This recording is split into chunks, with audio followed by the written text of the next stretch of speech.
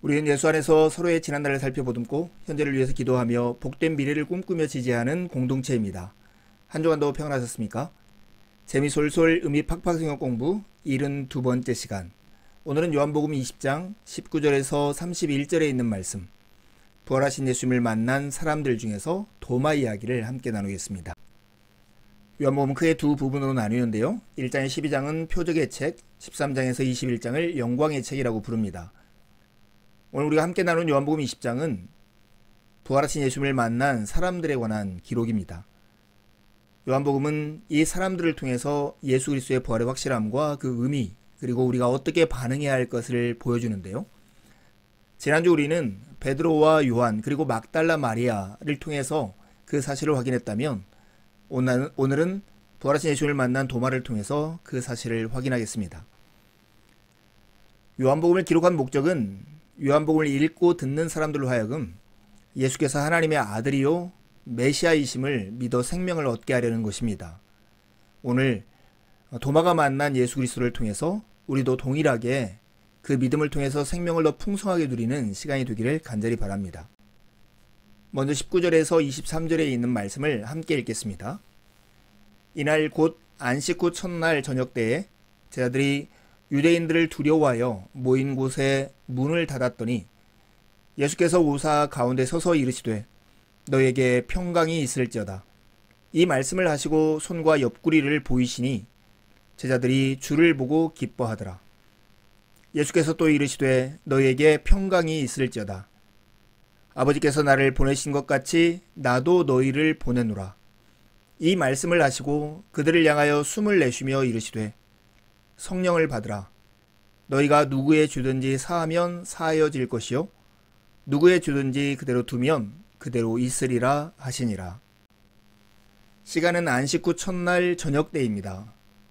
제자들이 유대인들이 두려워해서 모인 곳에 문이 닫혀있는 상태에서 예수님께서 오십니다. 그리고 가운데 서서 너에게 평강이 있을지어다 라고 인사를 하신 다음에 당신의 손과 옆구리를 보여주시니까 제자들이 주님을 보고 기뻐하는 장면입니다. 이때 예수님께서 제자들에게 세 가지를 주십니다. 첫 번째는 그들을 세상 가운데 보내시죠. 아버지께서 나를 보내신 것 같이 나도 너희를 보내노라 이렇게 말씀하십니다. 두 번째는 성령을 그들에게 주십니다. 그들을 향하여 숨을 내쉬며 성령을 받으라 이렇게 말씀하십니다. 세 번째는 그들에게 죄를 사할 수 있는 권세를 주시는데요. 너희가 누구의 주든지 사하면 사해질 것이요 누구의 주든지 그대로 두면 그대로 있으리라 말씀하십니다. 여러분, 주님이 십자가를 지시는 절망적인 상황에서 제자들은 달아났습니다. 그런데 부활하신 주님은 그런 제자들을 책망하는 대신에 오히려 평안을 빌고 사명을 주고 계시다는 것입니다. 제자들 중 베드로와 요한은 빈 무덤을 보았습니다. 17절에 보면 시몬 베드로는 따라와서 무덤에 들어가 보니 세마포가 놓였고 또 머리를 쌌던 수건은 딴 곳에 쌓인 대로 놓여 있더라. 그들은 또한 마리아가 그들을 향해서 증언한 내용도 들었습니다. 18절에 막달라 마리아가 가서 제자들에게 내가 주를 보았다 하고 또 주께서 자기에게 이렇게 말씀하셨다 이르니라 이렇게 기록되어 있습니다. 그럼에도 불구하고 제자들은 유대인들이 두려워하여서 문을 닫고 서 있습니다.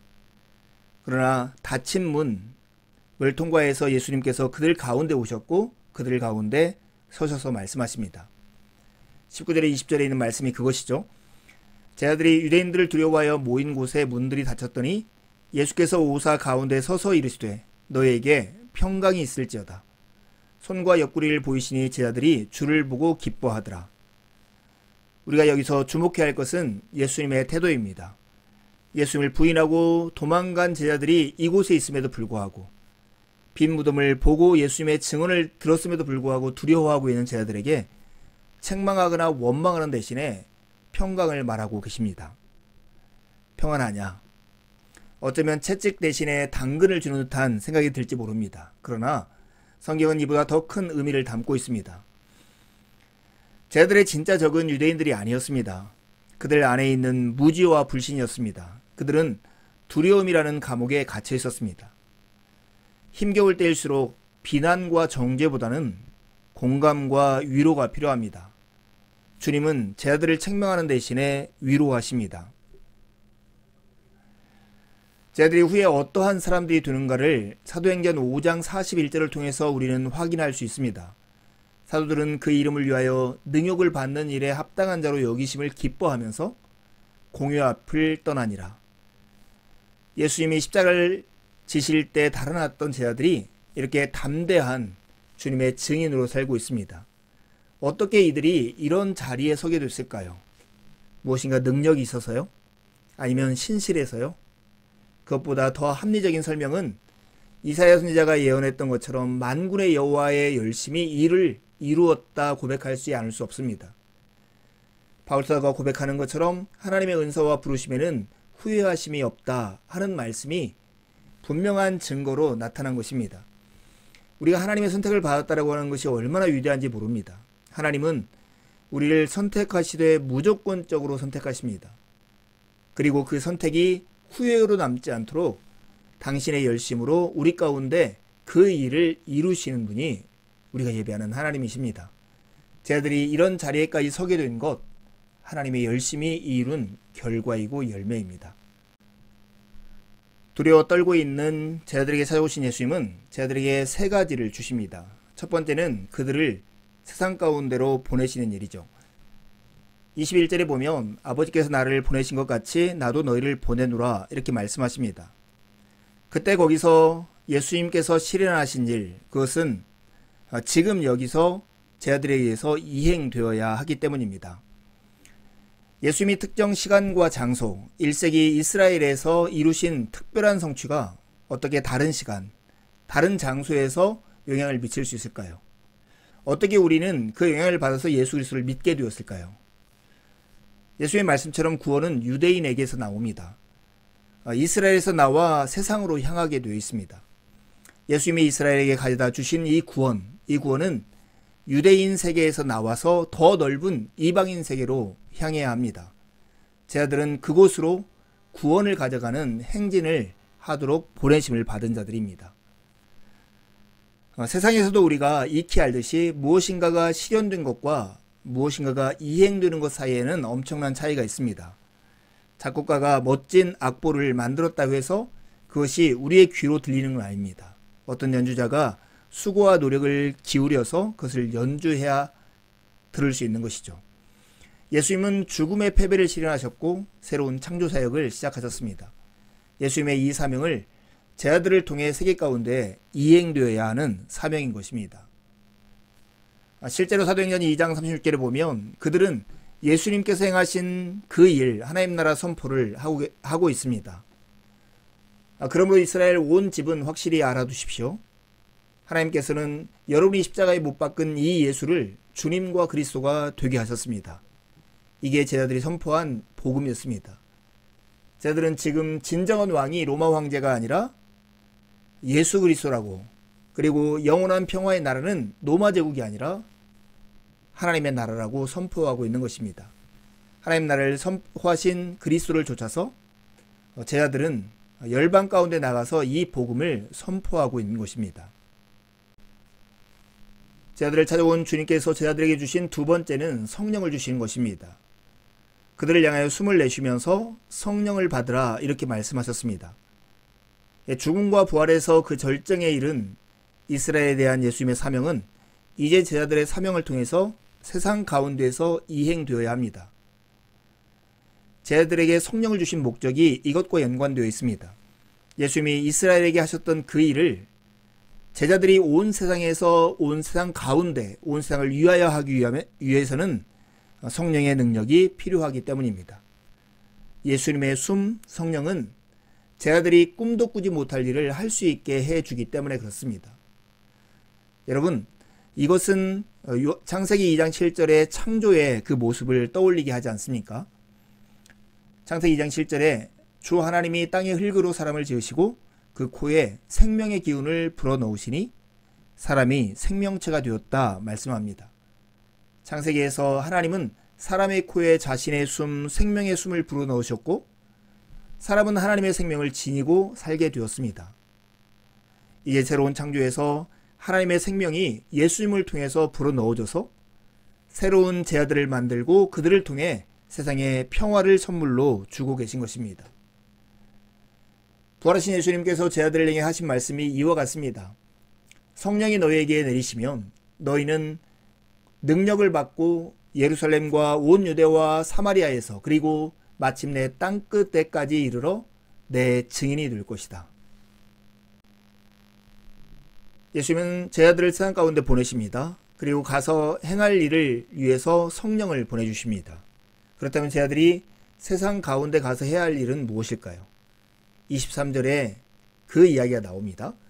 너희가 누구의 죄든지 사하면 사해질 것이요 누구의 죄든지 그대로 두면 그대로 있으리라 말씀합니다. 하나님은 죄를 용서하시되 제자들을 통해 죄를 용서하신다는 말씀입니다. 제자들은 하나님의 이름으로 예수님을 믿는 모든 사람에게 용서의 메시지를 선포해야 합니다. 또한 죄가 심각하고 치명적인 질병이라는 사실과 그 안에 머물러 있으면 죽음을 초래할 것임을 선포하고 세상을 경고해야 합니다. 이러한 제자들의 사역, 이 제자들의 사역이 세상에는 어떻게 보일까요?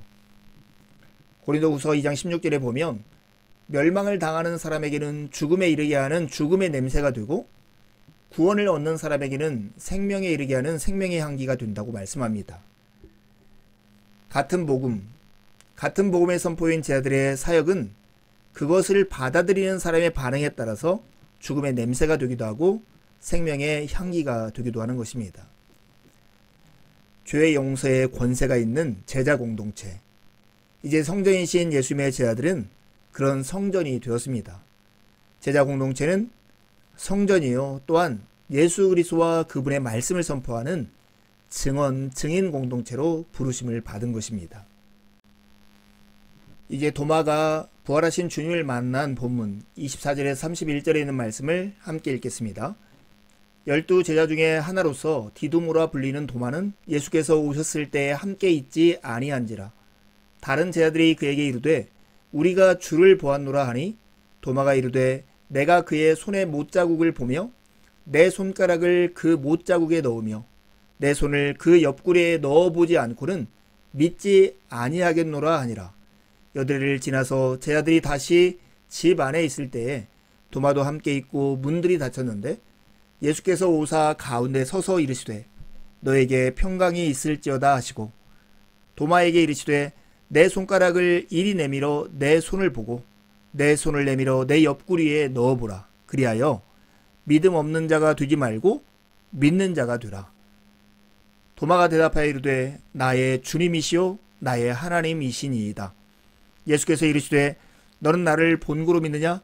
보지 못하고 믿는 자들은 복되도다 하시니라.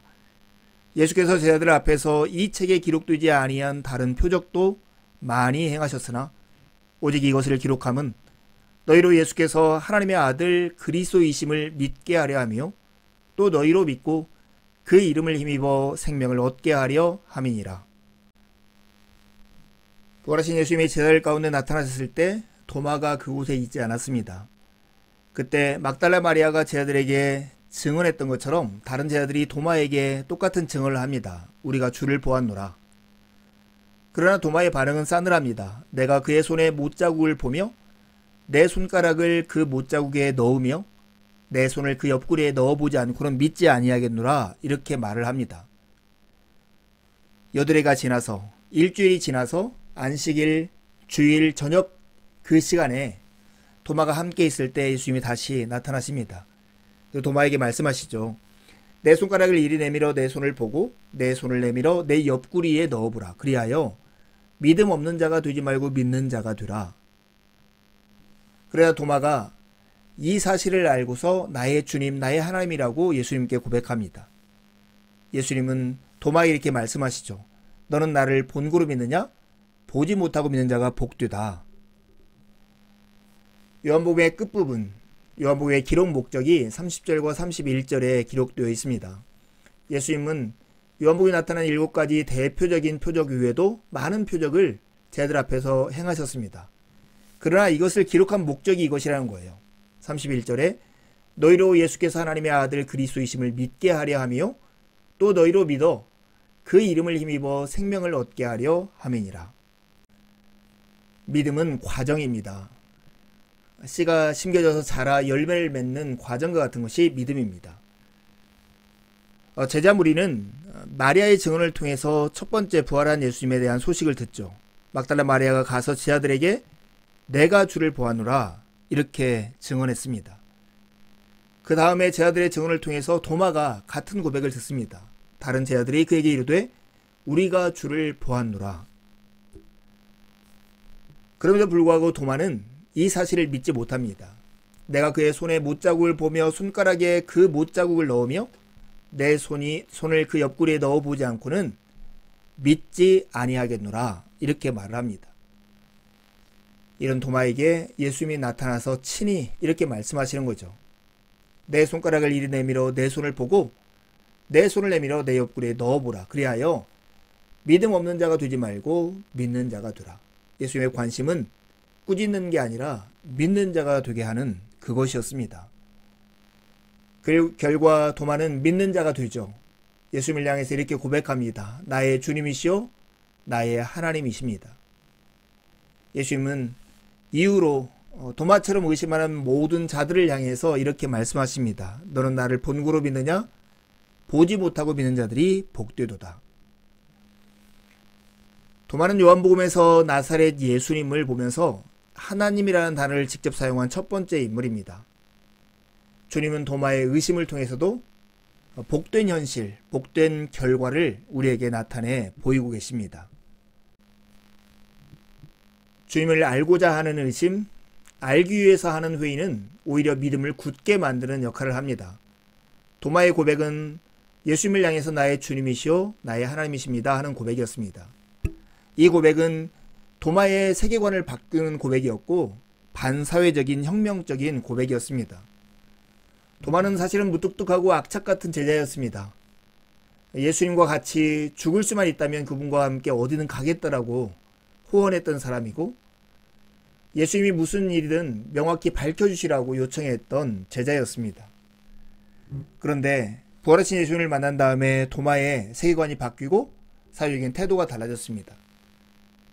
도마의 고백 속에 예수님을 나의 주님, 나의 하나님이라고 이야기하고 있습니다. 이 도마에게 예수님의 부활은 머리로 이해하는 객관적인 사실이거나 거부할 수 없는 역사적 사실에 그치지 않습니다. 부활은 자신의 세계관과 삶을 뒤집어놓는 사건이었습니다. 더욱이 이 도마의 고백은 반사회적인 혁명적인 고백입니다. 도마가 이렇게 고백하죠. 나의 주님, 나의 하나님. 이 고백은 로마 황제가 아니라 부활하신 예수님이 참된 역사의 통치자라는 고백이고 내가 더 이상 두 주인을 섬기지 않는다고 하는 고백입니다. 부활을 믿는다는 것은 바로 이 현실, 예수님이 참된 주님이라는 현실을 받아들이는 것입니다. 부활하신 주님을 제자들이 보고 믿는 과정에서 반복되는 단어가 보고 믿었다는 것입니다. 그러나 이제 우리 시대에는 예수님과 예수님의 부활을 보고 믿는 게 아니라 보지 않고 믿는 시대가 되었습니다. 예수님이 29절에 너는 나를 본고로 믿느냐? 그러나 보지 못하고 믿는 자들이 복되도다 이런 말씀을 하십니다. 이것은 단순히 보고서야 믿는 도마를 꾸짖기 위한 말씀이 아닙니다. 이것은 보지 않고 믿을 오고 오는 세대의 신자들을 위한 격려의 말씀입니다. 실제로 초대교회에도 예수님의 부활한 현장을 보지 않고 믿는 수많은 성도들이 있었습니다. 베드로전서 1장 8절과 9절에 그 증거가 나옵니다. 여러분은 그리스도를 본 일이 없으면서도 사랑하며 지금 그를 보지 못하면서도 믿으며 말로 다 표현할 수 없는 즐거움과 영광을 누리면서 기뻐하고 있습니다. 여러분의 믿음의 목표 곧 여러분의 영혼의 구원을 받고 있는 것입니다. 본 일이 없으면서도 사랑하고 보지 못하면서도 믿고 말로 다 할 수 없는 즐거움과 영광을 누리면서 영혼의 구원을 받고 있는 그런 믿음의 신자들, 그 신자들이 여전히 그때와 지금 있다는 것을 우리는 기억해야겠죠. 여러분, 실마리나 증거가 전혀 없으면 아예 믿기가 어렵습니다. 하지만 믿을 수밖에 없을 만큼 충분한 증거는 세상 어디에도 없습니다. 누구든 어느 시점에서는 믿음을 향해 자신을 던지는 결단을 해야 합니다. 그러고 나면 더 깊은 차원의 현실 실제를 경험할 수 있게 됩니다. 보지 않고 주님을 믿고 믿음을 통해서 주님을 보는 사람들, 여전히 그런 사람을 향해서 주님은 보지 못하고 믿는 자들이 복되다라고 선언하십니다. 31절에는 요한복음을 기록한 목적이 분명히 제시되어 있습니다. 예수께서 제자들 앞에서 이 책이 기록되지 아니한 다른 표적도 많이 행했지만 이것을 기록한 이유는 예수께서 하나님의 아들 그리스도이심을 믿게 하려 함이고 믿어 그 이름을 힘입어 생명을 얻게 하려 함이다. 이렇게 말씀합니다. 여기는 믿음의 내용이 나옵니다. 믿음의 내용은 예수가 하나님의 아들 그리스도다 하는 것을 믿는 것입니다. 하나님의 아들은 이스라엘의 구원자이신 왕을 뜻하는 말입니다. 이는 예수님이 하나님의 아버지의 권위를 이어받아 다스리시는 섭정왕이라고 하는 고백이 담겨져 있습니다. 내가 예수 그리스도를 믿는다 하는 고백은 예수님이 나의 왕이다 하는 고백과 같은 말입니다. 그 믿음의 결과는 무엇일까요? 믿음의 결과는 생명입니다. 믿을 때 우리 안에 영으로 임재하시는 그리스도는 우리를 움직이게 하는 힘이 되어 주십니다. 그래서 우리는 요한복음을 생명의 복음이라 부르기도 합니다. 요한복음은 하나님의 처방전과 같습니다. 우리로 하여금 믿고 생명을 누리기 위해서 알아야 할 것들을 우리에게 보여줍니다. 믿음이 굳건해지도록 도와주는 세 가지가 있음을 우리에게 소개하는데요.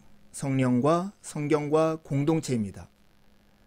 부활하신 예수 그리스도의 영이신 성령과 예수님과 그분의 말씀을 들려주는 책인 성경, 예수님과 그분의 말씀을 보고 경험하는 곳인 공동체는 우리의 믿음이 굳건해지도록 도와주는 세 가지입니다.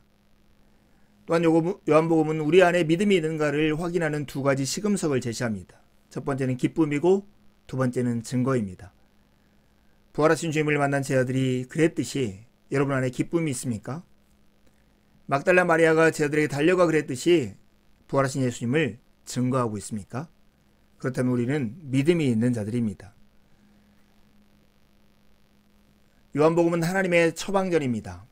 우리가 중병에 걸렸고 어떤 처방전이 우리를 낫게 하는 방법을 제시한다면 우리는 그 처방전에 기꺼이 순종하며 우리의 시간과 자유를 제한할 것입니다. 팀 켈러 목사의 아내가 본인과 남편 그리고 그 당시에 9.11 사태가 일어날 어려울 때에 남편에게 이렇게 얘기했다고 해요. 불치병에 걸렸다는 선고를 받았다고 생각해봐요. 의사가 약을 주면서 날마다 잠자리에 들기 전에 한 알씩 먹어야 하고 걸으면 몇 시간 안에 숨이 끊어진다고 경고하는 거예요. 깜빡할 수 있을까요? 며칠씩 까먹기도 할까요? 목숨이 달린 일이니 잊을 리가 없죠. 빼먹지도 않을 테고요. 우리 부부가 함께 하나님께 매달리지 않으면 눈앞에 닥친 일들을 어찌할 방도가 없어요. 그러니 우리는 반드시 기도해야 해요. 여러분, 아픈 사람 그리고 신앙의 어떤 상태에 있을 때 우리가 하나님의 말씀과 예수 그리스도를 통해서 우리에게 주신 계명들이 우리의 처방전이라 생각하면 기꺼이 순종하며 그것들에 따르려고 애쓸 것입니다. 사랑하는 여러분, 요한복음의 공부를 통해서 요한복음을 통해서 주께서 하신 그 말씀에 기꺼이 믿음으로 반응하고 순종으로 행동하시기를 간절히 바랍니다. 말씀 안에서 교제하는 것보다 더 큰 기쁨이 있을까 싶습니다. 남은 한 주도 주님의 은혜를 의지해 살고 복된 주일에 함께 만나 기쁨으로 하나님을 예배하시죠. 감사합니다.